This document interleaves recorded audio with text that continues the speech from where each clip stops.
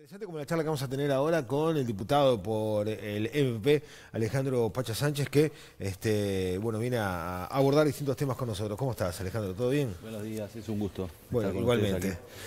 Si le sirve, A ver. cuando uno hace campaña política, electoral hace mucho tiempo, se discutía si tenías que cobrar los pegotines o darlos a voluntad. Sí. Y lo que siempre sucedió es que cuando vos das algo a voluntad, siempre la gente te da más. ¿Recaudás más? Sí, siempre. Ahí hay un hecho de que uno trata de valorar no solo lo que está recibiendo, sino un conjunto de otros elementos y entonces generalmente aporta mucho más. Hay algunos que no tienen y te dan nada, pero generalmente en esa ecuación, por lo menos en lo que tiene que ver con campañas electorales, generalmente la gente aporta mucho más, el que puede aporta mucho más porque está aportando ideas o por otro que no puede aportar, cuando le decís a voluntad. Muy bien, es un buen dato, sobre todo porque el año que viene muchos integrantes del escenario político van a salir al interior a hacer campaña para entonces, amigo parlamentario, Claro. Deje lo que pueda.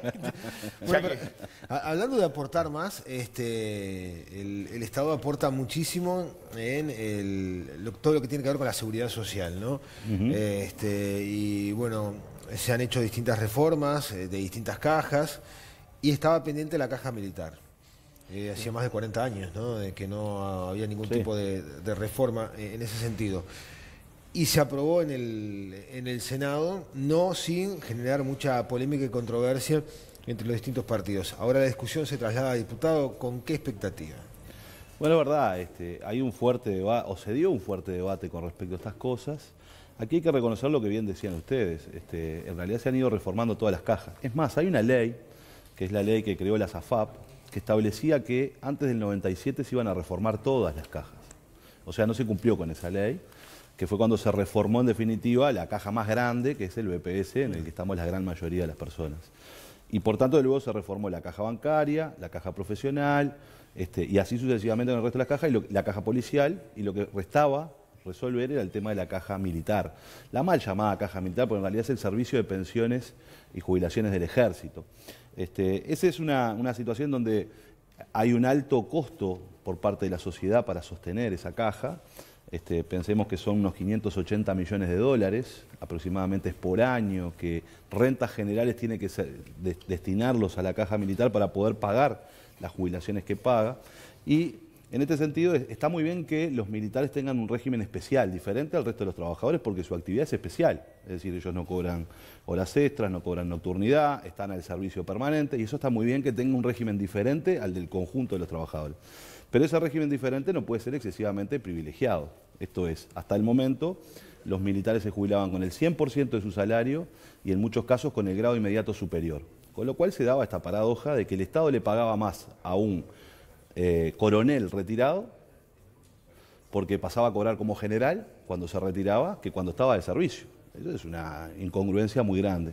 Entonces lo que se hace con la caja es tratar justamente de resolver algunas de esas cuestiones. Se establece un tope de 100.000 pesos, ese sería el tope máximo de jubilaciones. Había jubilaciones de la caja militar que ascendían a 250.000 pesos por mes, y tratando de generar las condiciones, primero para los que ya hoy están cobrando estas jubilaciones, no van a ser afectados porque tienen derechos adquiridos, sino que se establece un periodo de transición de 15 años, y si uno mira la reforma de todas las cajas, es el periodo de transición más largo, para generar un mecanismo diferente, donde a partir de ahora, cuando se jubilen, tendrán el 85% de su salario, ya no existe más lo del grado inmediato superior, y se establecen una serie de reacomodos en la caja que lo que buscan es parar el déficit de esa caja, porque se estaba previendo que su déficit iba a seguir creciendo hasta los 700 millones de dólares. ¿Se para el déficit o se achica en todo caso? Bueno, lo que estamos haciendo ahora es, en un primer momento, parar la situación del déficit, es decir, tapar un poco los agujeros, y seguramente dentro de 10, 15, 20 años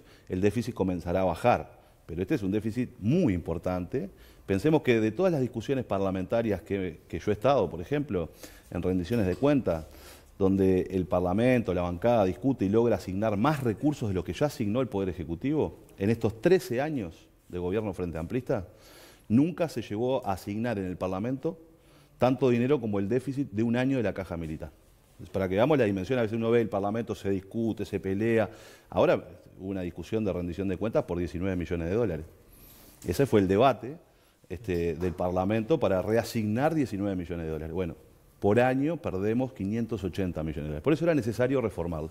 Claro, cuando se habla de Fuerzas Armadas siempre existe la posibilidad o la suspicacia de que las decisiones de algunos estén asociadas al pasado reciente, cosa que ese no fue el debate. Este fue un debate de seguridad social, nada tiene que ver ni con el rol de las Fuerzas Armadas, en el pasado, en el presente, ni en el futuro, ni qué características debe tener.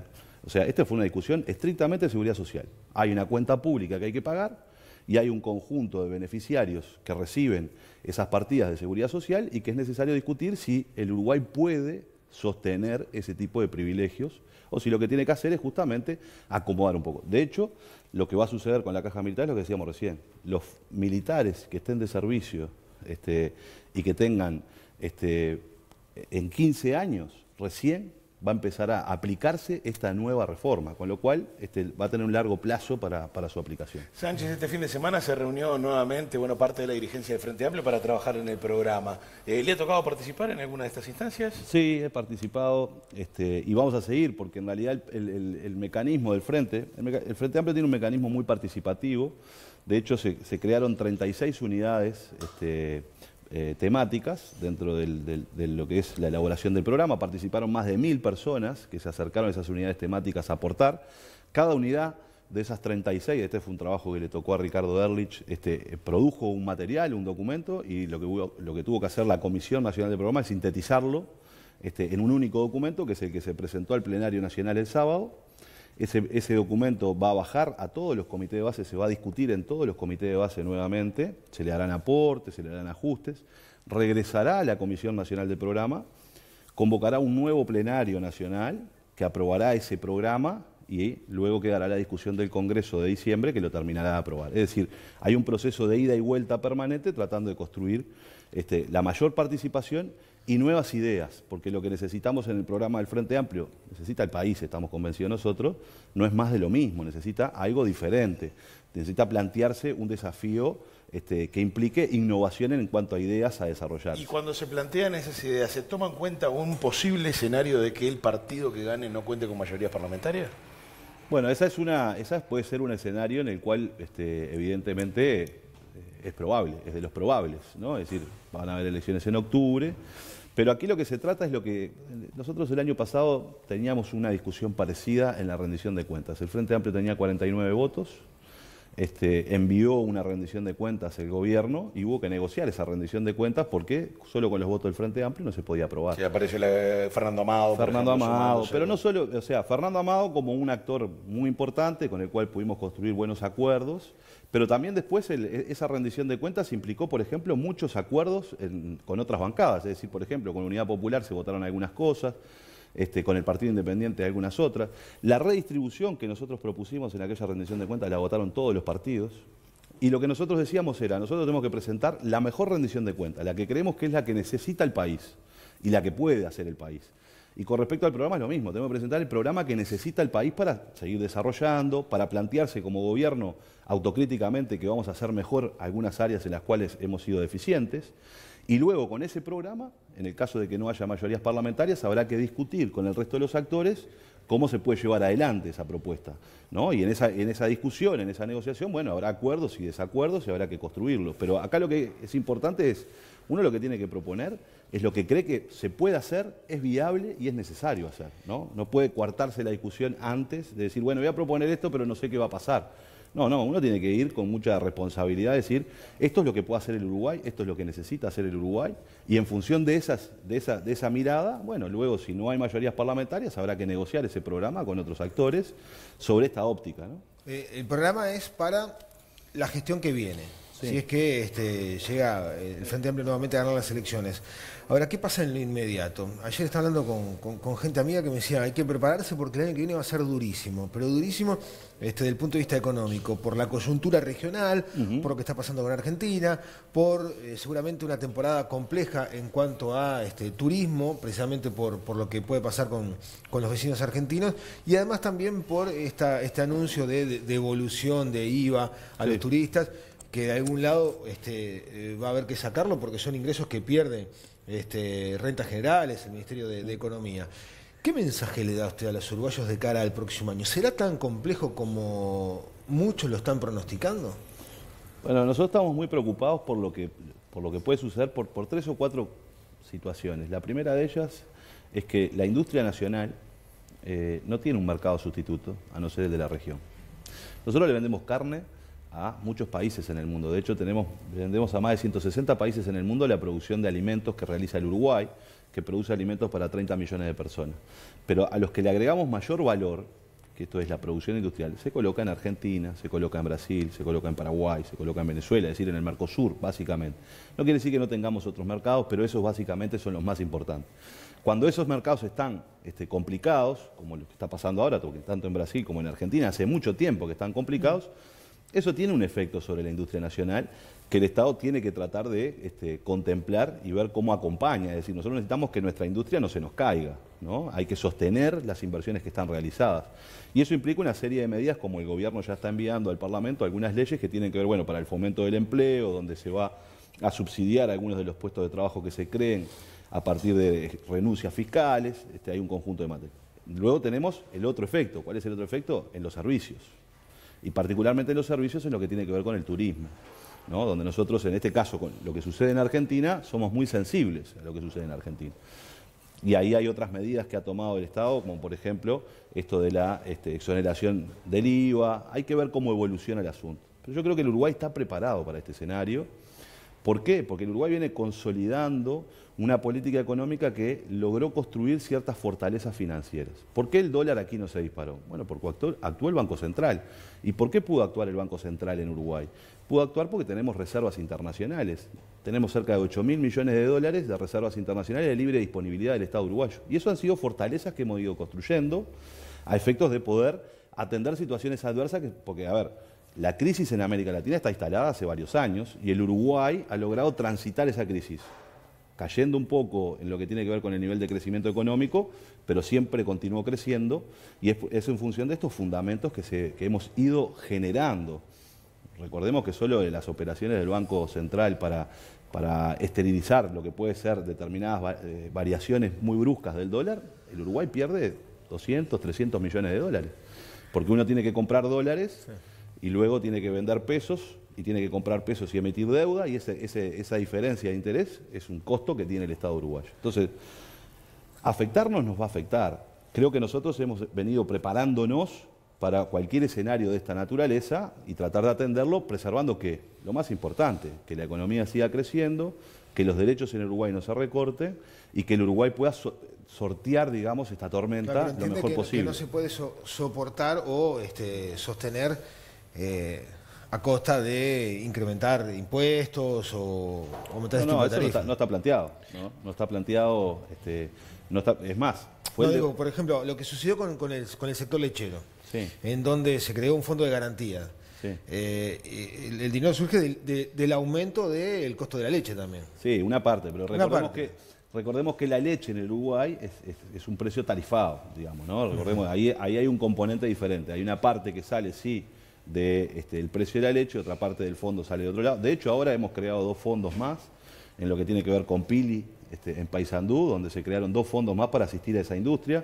Es decir, esto tiene que ver cómo el Uruguay trata de que no se le desmantele su sector industrial, porque estamos en un punto donde está cayendo la economía regional y probablemente en algún momento empiece a recuperar. Estas son cuestiones cíclicas, ¿no? Claro. Entonces, el Uruguay tiene que ver cómo se sostiene.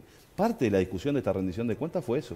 Es decir, a ver, acá hay algunas cosas que las tenemos que poner, porque esto es una película que viene en debate. Cuando se debatía en la rendición de cuentas, algunos decían, bueno, aumentemos el déficit fiscal, porque tenemos compromisos sociales, tenemos una propuesta programática, el 6% para la educación, otras áreas más de inversión, donde con los recursos que está asignando la rendición de cuentas no se va a poder cumplir con el 6%. Y el debate era, bueno, nosotros no podemos hacer esas cosas porque tenemos un escenario complejo en la región, y este fue el fundamento del equipo económico cuando llegó la rendición de cuentas. Es decir, hay un escenario regional complejo, hay un escenario internacional también complejo. El Uruguay no puede, en esta ocasión de rendición de cuentas, aumentar el déficit fiscal, y la rendición de cuentas tiene más recursos, sí, para determinadas áreas importantes, pero en términos del equilibrio, esos recursos son en función de financiamientos que ya están previstos, y del punto de vista fiscal la rendición de cuentas fue gasto cero.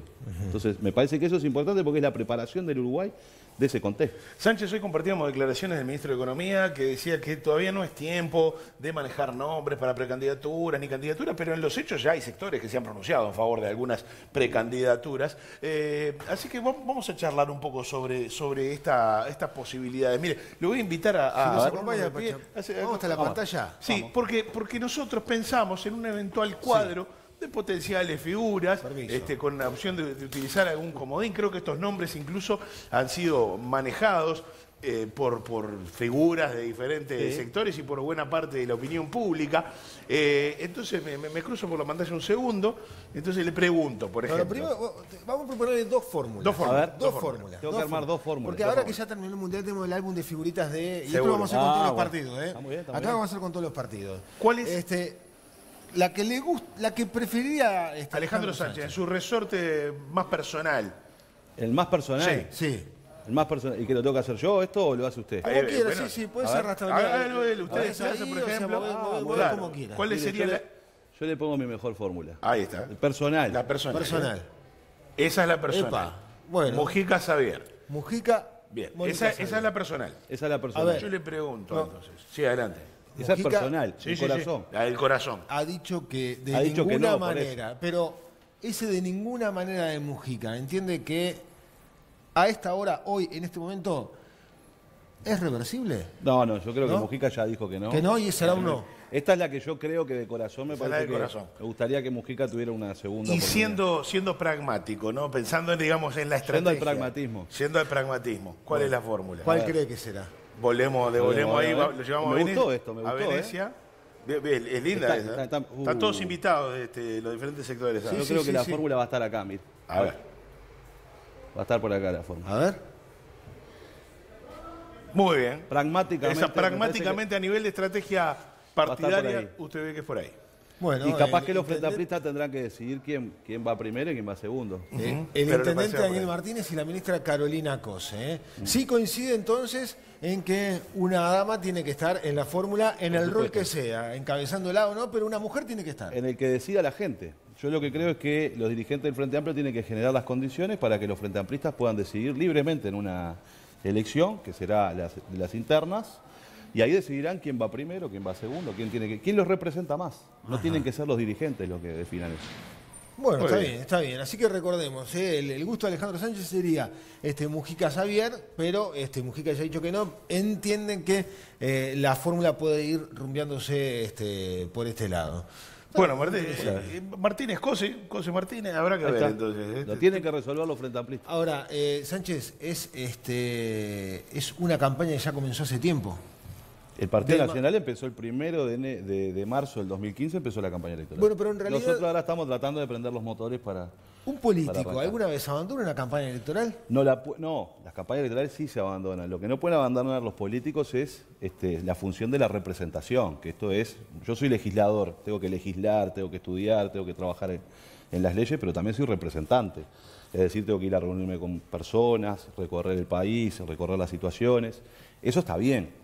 La campaña electoral es cuando uno se para y dice hay que pegarles a todos, ¿no? Un poco lo que ha salido recientemente en este caso de Luis Lacalle Pou diciendo, bueno, péguenle a todos los candidatos del frente, ¿no? Es cuando se pone mucho más ríspida la discusión política, ¿no? Donde se mira las cosas más negro-blanco y se deja de mirar la escala de grises necesaria para construir propuestas y consensos.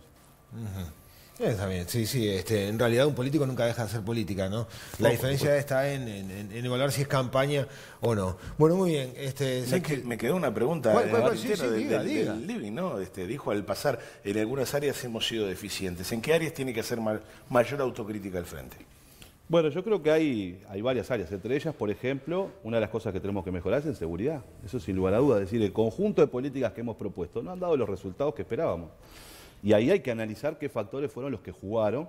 Eso no quiere decir que toda la política de seguridad esté mal. No, al contrario, la política de seguridad yo creo que ha sido exitosa en muchos puntos. El problema es que, frente al problema que tenemos, algunas políticas no han dado resultados. Hoy tenemos la extensión del PADO, por ejemplo, que es el programa de alta dedicación operativa, que está teniendo efectos muy importantes. Bueno, hay que fortalecer esos programas y ver cuáles son entonces las políticas que han dado más resultados y las que es menos, para tratar de mejorar. Pero yo creo que ahí hay un área. Otra área, por ejemplo, nosotros tenemos que preocuparnos mucho por la defensa del empleo, ¿no? Hoy el Frente Amplio en sus gobiernos creó 300.000 puestos de trabajo. Hoy se perdieron 45.000, ¿no? Esta es la situación. El Uruguay sigue creciendo, pero perdió puestos de empleo. Bueno, ahí hay que discutir qué es lo que pasa. Y yo creo que el tercer componente es cómo gestionamos el futuro, ¿no? Estamos frente a una revolución tecnológica que es disruptiva, que genera un cambio muy rápido y nosotros tenemos que adaptarnos a ese cambio lo más rápido posible, porque lo que va a suceder es que cuando se generen situaciones complejas de la irrupción del cambio tecnológico, ya no vamos a poder actuar. Entonces hay que preparar a los trabajadores del futuro, hay que incorporar innovación, tecnología y capacidades a nuestro aparato productivo para poder competir en este nuevo mundo. Parece que ahí van 3 o 4 de las cosas que hay que mejorar y que hay que plantearse nuevas también. Diputado Alejandro Sánchez, muchísimas gracias por esta nueva visita a Buen Día Uruguay. Muchas gracias a ustedes. Lo invitamos a jugar en cualquier momento. Está divertidísimo, ¿eh? Está bueno, sí. El Boca anda bien también, ¿eh? Y el Boca se está generando. Compañero nuestro, además. Por eso, está ahí. Claro, el Boca anda bien, puede ser uno de los que sea también para elegir. Mira que interesante. Bueno, muy bien. Gracias, Alejandro. Gracias por su